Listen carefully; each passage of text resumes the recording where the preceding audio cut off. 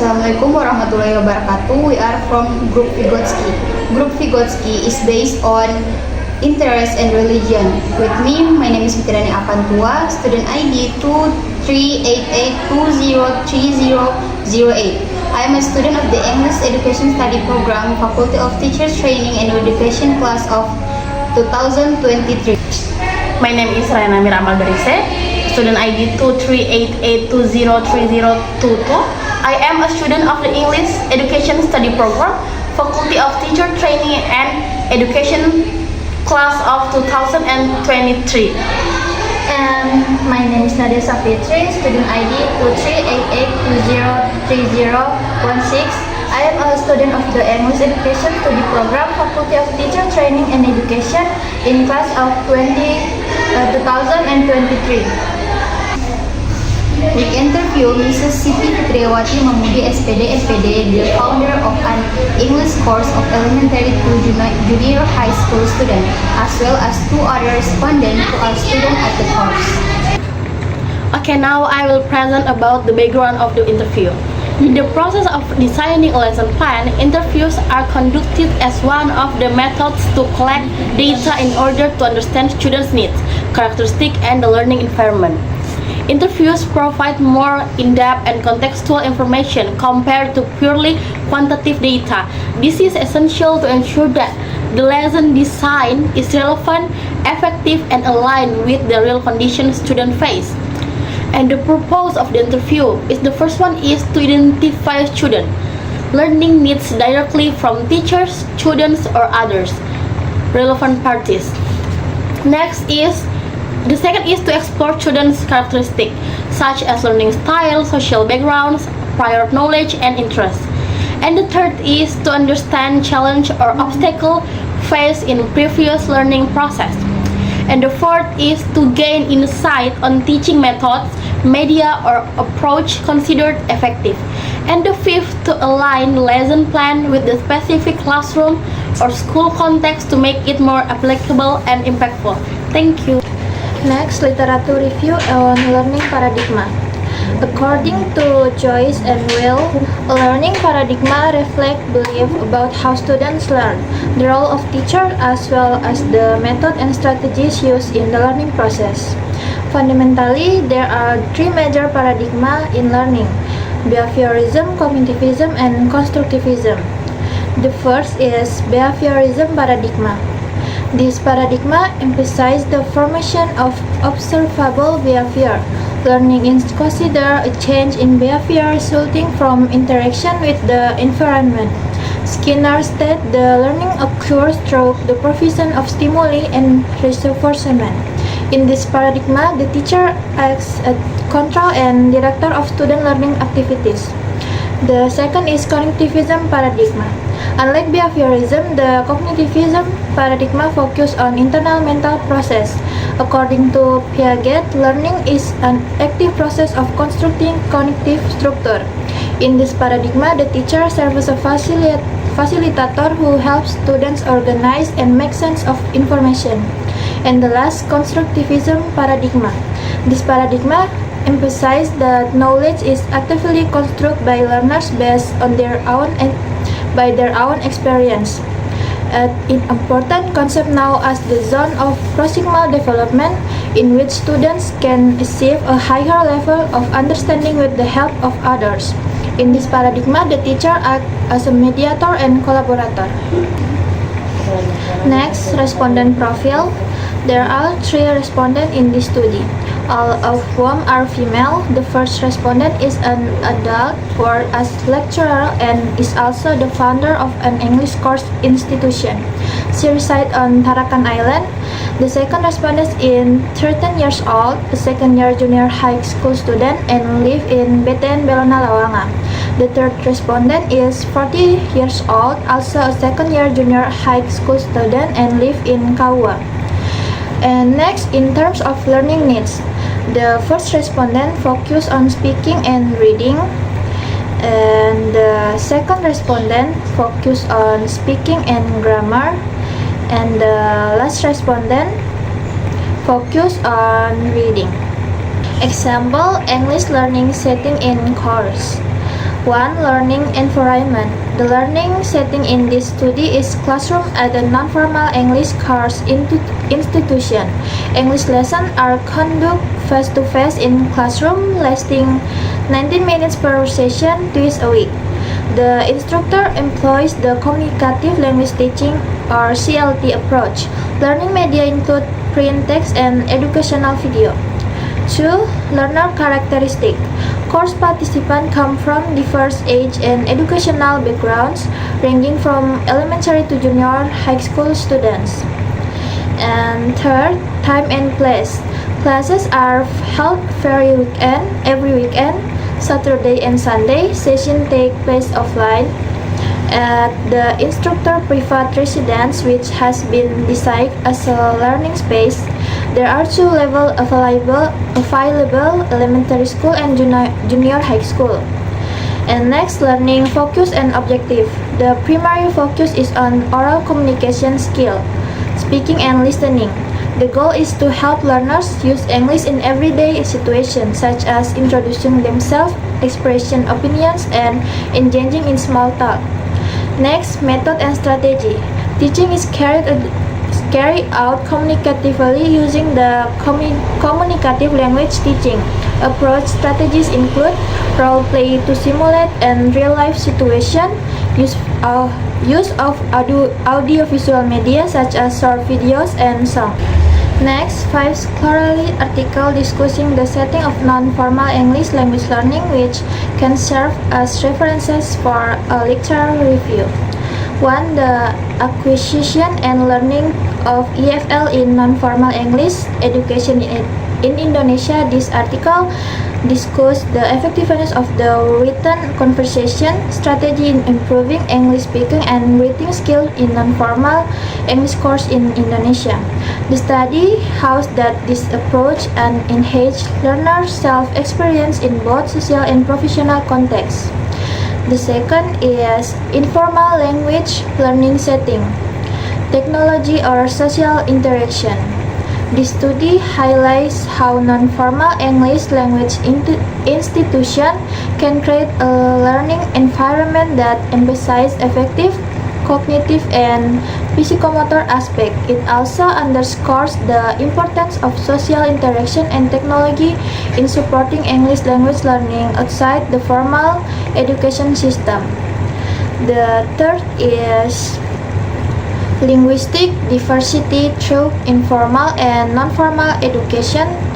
This article explores how informal and non-formal education can be used to manage linguistic diversity. Through interview and observation, the study analyzed the role of non-formal education in supporting language learning in multilingual communities. And the fourth is a systematic review of informal digital learning of English. The systematic review analyzed various studies on informal English language learning through digital media. The article explored the factors influencing learners' perception and behaviors in the context of Italy, as well as its implication for language competence development. And the last is online informal language learning. A systematic review of literature. This article provides a comprehensive overview of informal language learning conducted online outside the formal classroom context. The study highlights trends, motivation, and method used in OIL, as well as in impact on English language learning. Next, I will explain the interview process, starting from the time of implementation, the identify of respondent interview, and the profile of the school or community. We conducted interviews over 2 days on Saturday 19 April and Sunday 20 April. On the first day, we interviewed the owner and founder of the English course, Mrs. Siti Fitriawati Mamudi SPD MPD, who is also a lecturer at Sintu Maroso University. On the second day, we interviewed 2 respondents who are students at the English course. The first is Ritsuki Sequena Abigail, a 13 years old student in the 8th grade of junior high school, and the second is Adelia Rahmi Pramesti, a 14-year-old student also in the 8th grade. The interview were conducted at their respondent respective homes. The learning activities themselves are held at Mrs. City House, which is located on Pulau Tarakan Street, Poso Kota. Assalamualaikum warahmatullahi wabarakatuh. Terima kasih atas waktunya Ibu. Boleh perkenalkan nama Ibu dan les. Ibu Siti Fitriawati. Jadi Ibu membuka les ya Bu ya? Ya, les di rumah. Jadi beberapa pertanyaan Bu. Yang pertama mengenai paradigma pembelajaran. Jadi kalau boleh tahu apa pendekatan pembelajaran yang Ibu yakini paling efektif di tempat les Ibu, dan mengapa Ibu memilih pendekatan tersebut? Ibu pakai dua pendekatan komunikatif dan pendekatan penugasan. Berdasarkan pengalaman Ibu yang membuka les sejak tahun 2021 ya, sejak 2021 ini sudah 4 tahun berjalan. Dua pendekatan itu yang paling efektif. Dan mengenai karakteristik target pembelajaran, ada berapa siswa yang Ibu ajar dan apakah jumlah siswa dan siswi perempuan dan laki-laki seimbang? Kalau untuk kelas SD 7 orang, SMP 7. Tidak seimbang, lebih banyak perempuan. Di SD semuanya perempuan. Di SMP itu yang seimbang ada Adik, Tio, Fadil, Mama. Di SMP itu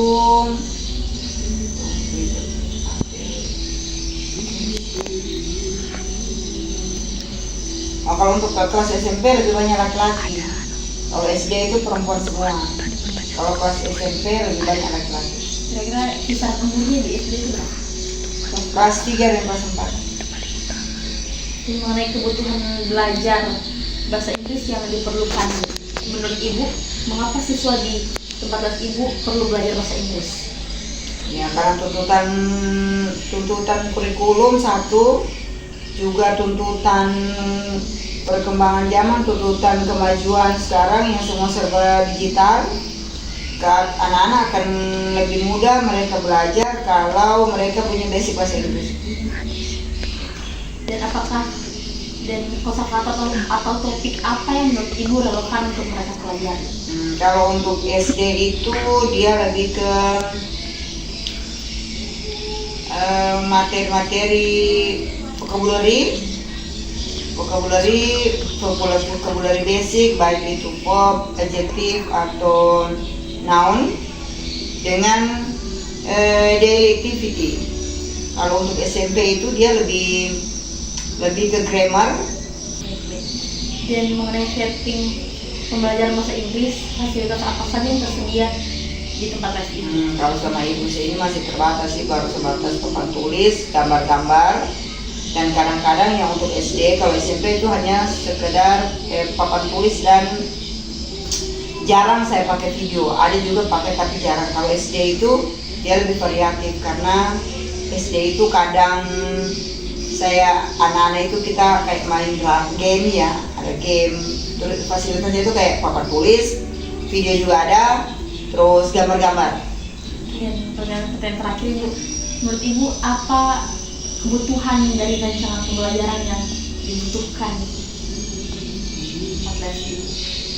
Ya, kalau rancangan selama ini Ibu sudah walaupun Ibu tidak tulis, tapi rancangan pembelajaran itu sudah Ibu terapkan langsung ya. Mungkin lebih ke apa ya? Kalau writing tidak sih. Dorang itu anak-anak umur begitu, dorang tulisan itu dorang hafal dengan cara menulisnya. Itu kelebihannya anak-anak SD dan SMP itu. Ketika mereka melihat, bahkan kadang saya kurang satu ukur. Ibu bukan begitu tulisannya Bu, kurang satu. Nah, itu kemampuannya anak-anak SD dengan SMP itu bagus. Kalau saya sih lebih ke kalau yang SD ya. Kalau SD rancangannya lebih speaking saja dulu kalau untuk SD. Mungkin speaking. Kalau untuk SMP lebih ke penguasaan grammar sama listening mungkin. Tapi terlalu tinggi tadi. Extension. Paling reading saja. Baik, terima kasih Bu atas waktunya. Terima kasih. Assalamualaikum warahmatullahi wabarakatuh. Oke, selamat siang. Siang. Oke, perkenalkan nama saya Fitriana Pantua. Saya mahasiswa Unsima, Prodi Pendidikan Bahasa Inggris. Di sini saya akan menanyakan beberapa pertanyaan kepada Ade. Tapi sebelum itu boleh perkenalan diri dulu, nama, kelas, sama umur. Nama saya Rizuki Sabrina Abigail, kelas 8 SMP. Umur saya 13 tahun. Oke, langsung ya ke pertanyaannya ya. Pertama yaitu, menurut Ade, seperti apa cara belajar yang menyenangkan atau efektif selama belajar bahasa Inggris? Menurut saya paling menyenangkan yang efektif dengan cara atau metode permainan atau game. Karena selain seru, materinya juga bisa masuk ke otak lebih gampang. Terus, apakah Ade lebih suka belajar dengan sudah. Lanjut, Jo. Apakah Ade merasa nyaman belajar di kelas bahasa Inggris saat ini? Nyaman, soalnya lingkungannya juga saling mendukung satu sama lain, tidak ada konflik, jadi belajarnya itu nyaman, gampang menyerap materi. Terus, apa tantangan yang Ade hadapi saat belajar bahasa Inggris? Kosakata baru, jadi misalnya kalau ada vocabulary yang saya tidak tahu, jadi jadi sulit untuk mengerjakan soalnya. Terus, apakah di rumah Ade mendapatkan dukungan untuk belajar bahasa Inggris?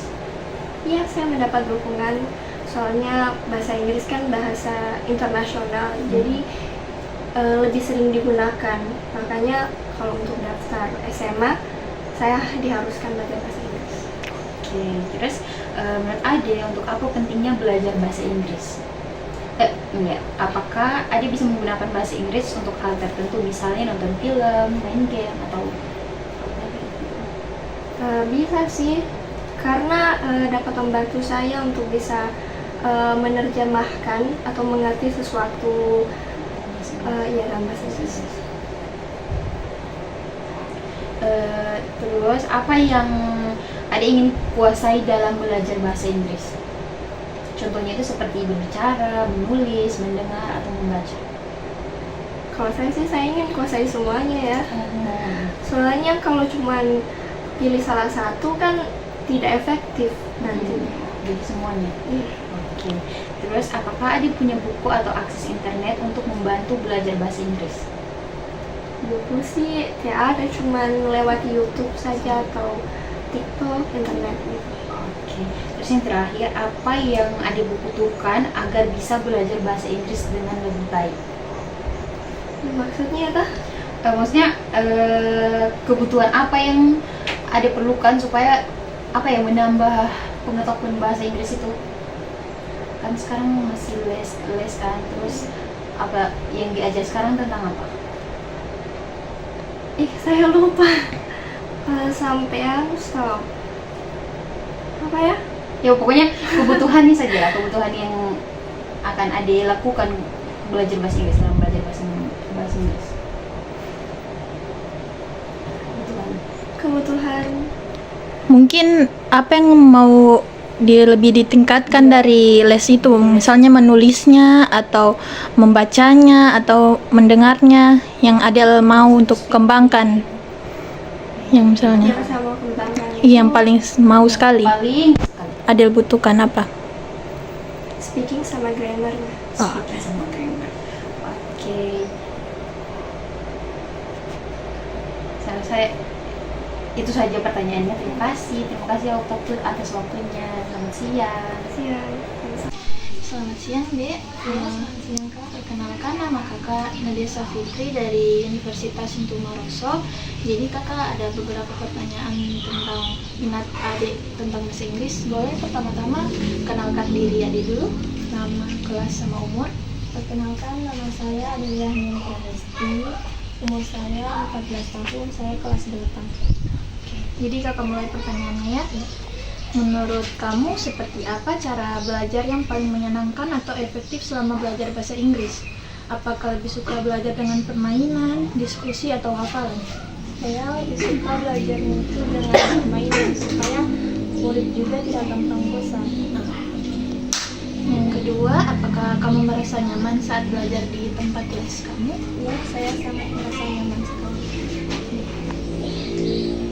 Apa tantangan atau masalah yang mungkin adik hadapi saat belajar bahasa Inggris?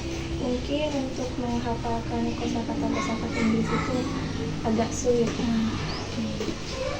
Apakah di rumah adik ada yang mendukung adik untuk belajar bahasa Inggris? Ya, seluruh anggota keluarga saya sangat mendukung. Menurut kamu ini apa pentingnya untuk belajar bahasa Inggris? Di zaman sekarang kan bahasa Inggris itu sangat penting. Apalagi bahasa Inggris itu bahasa utama di dunia ini. Jadi sangat penting untuk saya menguasai bahasa Inggris supaya bisa berkomunikasi dengan banyak orang. Apakah kamu ingin bisa menggunakan bahasa Inggris untuk hal tertentu, misalnya kayak nonton film, main game, atau chattingan dengan teman luar negeri? Ya, saya sangat membutuhkan itu agar komunikasinya juga lebih nyambung. Apakah kamu punya buku atau akses internet untuk membantu belajar bahasa Inggris? Ya, saya mempunyai itu di rumah. Sama kamu pakai internet juga untuk belajar bahasa Inggris kayak YouTube? Iya. Apa yang kamu butuhkan agar bisa belajar bahasa Inggris lebih baik? Saya membutuhkan bimbel, terus buku-buku tentang bahasa Inggris. Kalau misalnya untuk di lesmu itu misalnya kan diajarkan beberapa kayak reading, writing, listening, mungkin apa yang skill yang paling adik butuhkan untuk adik kembangkan? Reading, membaca ya? Iya. Kasih ya. Iya, sama-sama. Now I will explain about literature review. The first one is communicative language teaching or CLT. The communicative approach emphasizes the use of language as a real means of communication. According to Richard and Rogers, CLT focuses on developing communicative competence, which includes the ability to use language effectively and appropriately in social context. In CLT, instruction is aimed at engaging students in meaningful interaction through activities such as discussion, role plays, and simulation. And Noonan states that communicative learning places students at the center of the learning process, with the teacher acting as a facilitator.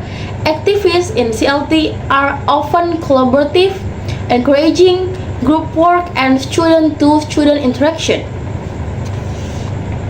And the second is task-based language teaching or TBLT.